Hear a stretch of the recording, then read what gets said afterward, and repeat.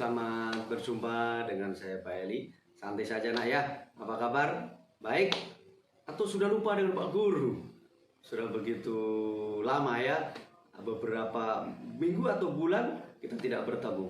Baik, hari ini Pak Guru mau menyampaikan rangkuman materi tentang keragaman suku, adat, ras, agama, golongan dalam satu bingkai besar, yaitu Bhinneka Tunggal Ika, yaitu yang ada di Indonesia. Baik anak-anak, setelah nanti mengikuti rangkuman Pak Guru ya, kamu akan bisa mendapatkan pengetahuan yang pertama tentang bagaimana secara perkembangan keragaman yang ada di Indonesia. Yang kedua, nanti anak-anak akan mengetahui latar belakang faktor yang menyebabkan keberagaman terjadi di Indonesia. Yang ketiga, nanti anak-anak akan mengetahui macam-macam keberagaman yang ada di Indonesia. Yang keempat, anak-anak nanti akan diharapkan bisa mempunyai sikap toleran atau bertoleransi dalam keberagaman yang ada di Indonesia, sehingga nanti bisa menerapkan dalam hidup pribadinya, dalam lingkungan keluarga, lingkungan sekitar, tetangga, RT, RW, bermasyarakat, berbangsa dan bernegara, dan juga kehidupan di sekolah kita, yaitu di SMP Santa Maria. Baik anak-anak, sebelum Pak Guru lanjutkan rangkuman dalam keberagaman, saya membawa ini ada tiga gelas. Ini gelas. Warna yang dominan warna apa? Warna putih, bukan? Berikutnya lagi, gelas lagi. Lebih kecil sedikit. Warna yang dominan apa? Warna biru, bukan? Berikutnya lagi, Pak Guru membawa gelas yang lebih kecil lagi. Warnanya banyak ini. Ada warna kuning, ada warna biru, ada warna merah. Cukup bermacam-macam warna. Baik anak-anak, coba Anda bisa bayangkan, kalau hanya ini saja, gelas yang kecil ini saja, dan hanya warna putih saja yang ada di sini, indah atau tidak? Lalu apabila ini juga hanya warna putih saja atau hitam saja yang dibuat, tidak ada yang lain, indah atau tidak? Atau ini apabila hanya biru saja, indah atau tidak? Anak-anak bisa bayangkan, indah atau tidak? Sekarang kita lihat di sini, ada besar, ada kecil, ada warna biru, ada warna kuning. Ini sebuah gambaran keberagaman. Ternyata keberagaman itu sebuah keniscayaan. Keberagaman itu memang ada. Keberagaman itu ya di antara kita. Keberagaman itu indah. Keberagaman itu bisa memperkuat bangsa dan negara kita. Maka kita punya kewajiban moral untuk memelihara keberagaman tersebut. Untuk lebih detailnya lagi rangkumannya, ikuti tayangan-tayangan berikut ini. Penyebab keberagaman masyarakat Indonesia. Keberagaman masyarakat Indonesia disebabkan oleh beberapa faktor. 1. Letak strategis Indonesia. 2. Kondisi negara kepulauan. 3. Perbedaan kondisi alam. 4. Keadaan transportasi dan komunikasi. 5. Penerimaan masyarakat terhadap perubahan. Pak Guru lanjutkan. Keberagaman yang ada di Indonesia, ada keberagaman suku. Ciri yang membedakan suku bangsa yang satu dengan yang lain antara lain: 1. Bahasa daerah. 2. Adat istiadat. 3. Sistem kekerabatan. 4. Kesenian daerah. 5. Tempat dari mana mereka berasal. Berikutnya, keberagaman yang ada di Indonesia ada keberagaman agama dan kepercayaan. Keberagaman agama di Indonesia disebabkan oleh bangsa lain yang berdatangan ke Indonesia. Mereka pada awal mulanya datang untuk berdagang. Kemudian mereka juga bergaul dan menyebarkan agama.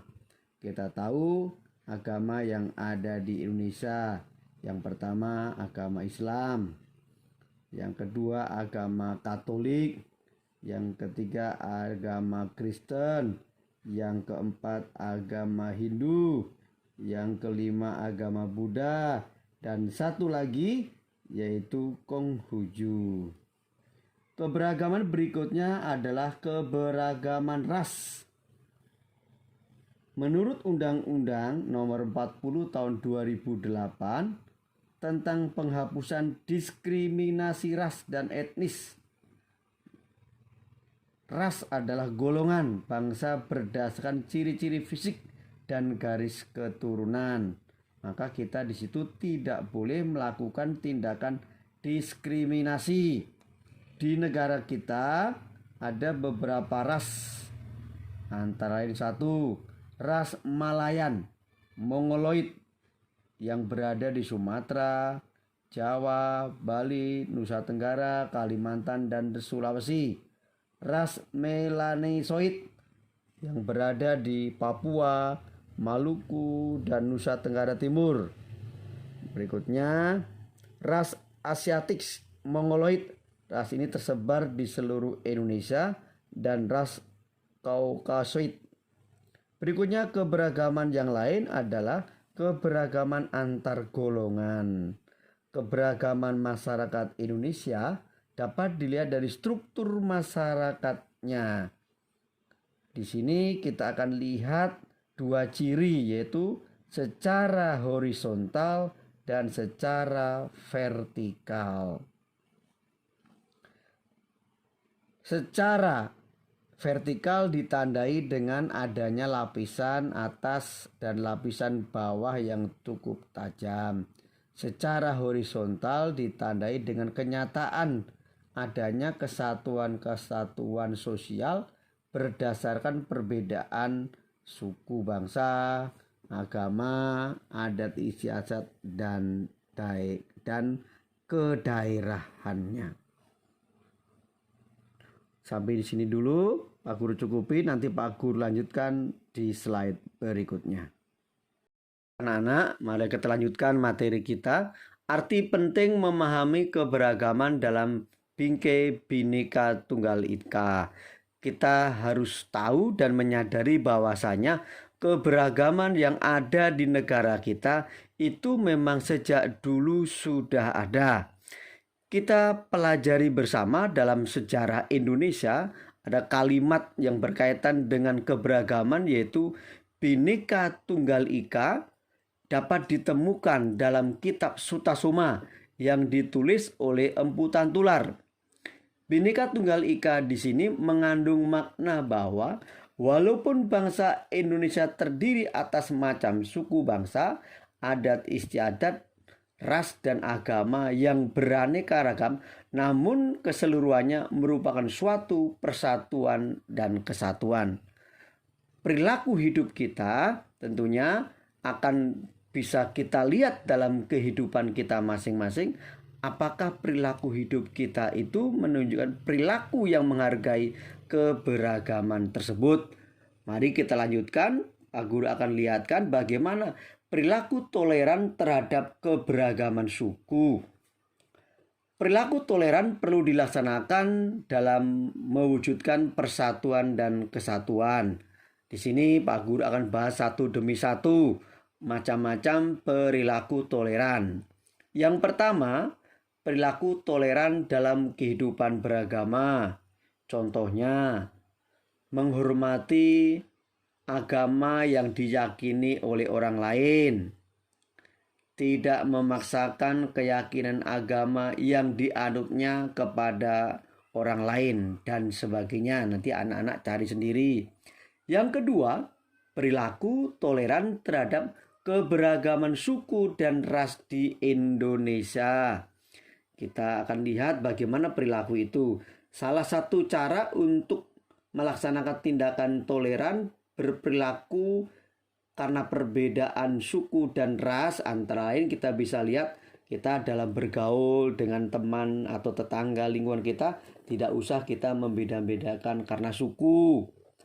Di sekolah, dalam kerja kelompok, kita tidak usah membedakan teman kita berasal dari suku apa atau ras apa. Yang ketiga, perilaku toleran terhadap keberagaman sosial budaya. Kita sebagai pelajar, perilaku dan semangat kebangsaan dalam mempertahankan keberagaman budaya bangsa harus dilaksanakan dengan baik karena kita nantinya akan menjadi teladan. Contohnya, mempelajari dan menguasai salah satu seni budaya sesuai dengan minat dan kesenangan kita. Berikutnya, kita merasa bangga terhadap budaya bangsa sendiri. Nanti yang lain anak-anak mencari sendiri. Itulah contoh-contoh perilaku-perilaku yang menghargai keberagaman di Indonesia. Anak-anak, kita sudah mempelajari rangkuman tentang keberagaman yang ada di Indonesia. Maka anak-anak jangan lupa bahwasanya kita harus menerapkan di dalam kehidupan kita yang nyata. Karena memang kita menyadari kita berada di antara orang-orang yang berbeda suku, berbeda agama, berbeda ras, berbeda golongan kita. Agar negara kita menjadi maju, mari kita sebagai seorang pelajar, orang yang terpelajar, menjadi generasi muda, menjadi generasi bangsa untuk tetap mempertahankan keberagaman dan kita menerapkan sikap-sikap yang baik dalam kehidupan kita, sikap bertoleransi dalam keberagaman. Untuk materi berikutnya nanti Pak Guru akan lanjutkan dalam pertemuan-pertemuan berikutnya. Terima kasih atas perhatiannya. Semangat dan sehat selalu.